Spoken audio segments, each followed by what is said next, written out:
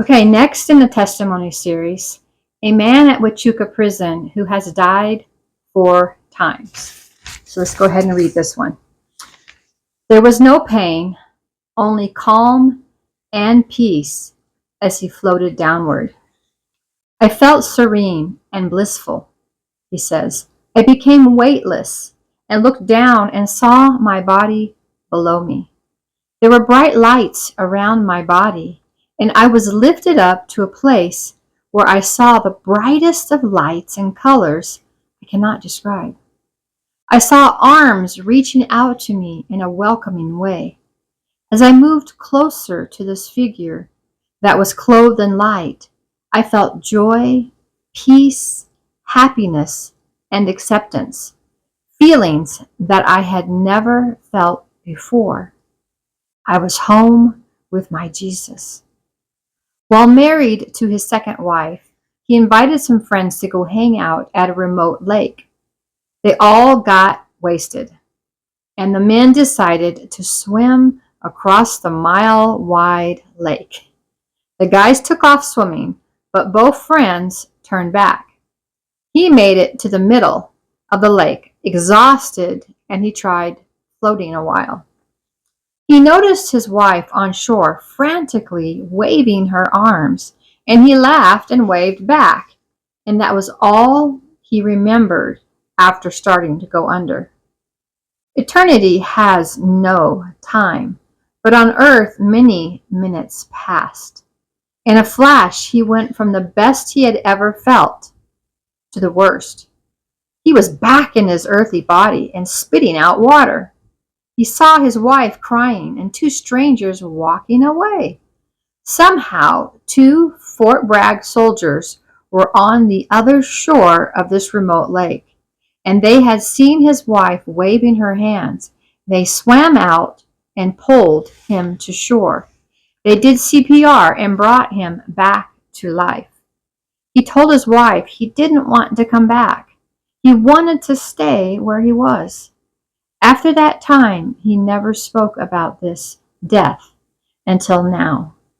Depression set in, and even after what he had just experienced, his life continued to spiral downhill with drugs, alcohol, and then a sex offender charge that sent him to prison for 7 years.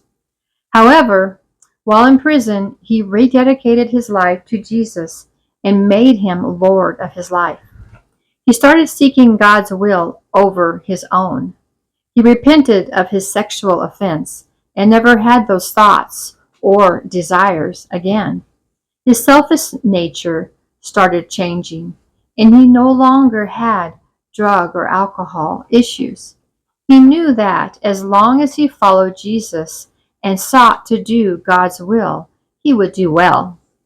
A couple of years after he was released, he married his 3rd wife. He didn't know she was bipolar. His purpose in life shifted to taking care of her needs, to love, protect, and support her. Her happiness became more important than the Lord's will, and his relationship with God suffered. Then he had a bad accident. The doctors put him on drugs and pain meds that brought on an unwanted addiction all over again. He felt his purpose fading away, and instead of trusting God, he became convinced by the enemy that God wanted him to come home. He met a woman at a dispensary and started a romance with her. He told her his plans to commit suicide, and she agreed to help him. They would make it look like an accident, and his wife of 22 years would get his insurance money. He was getting excited to leave this troublesome life.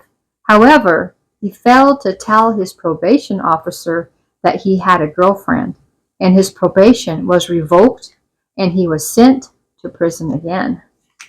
In prison that first night, he cried out to God, "Why?" And the Lord told him in a quiet voice, "You have a purpose. Trust me. Do you think I would have saved you from death and disaster so many times.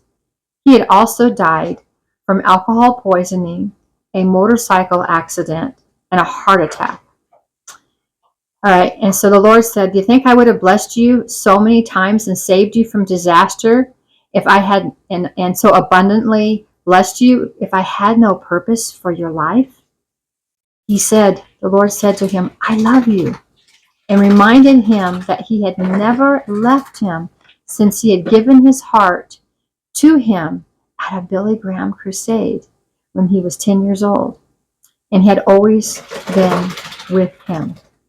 He says, I have experienced more joy, more love, and peace in prison these last 3 years than in the last 18 years.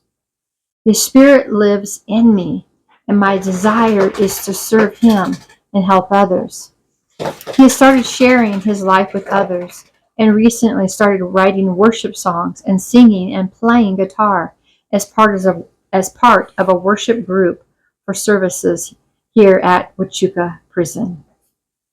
Next week, or next time in the testimony series, answered prayers from inside Huachuca Prison.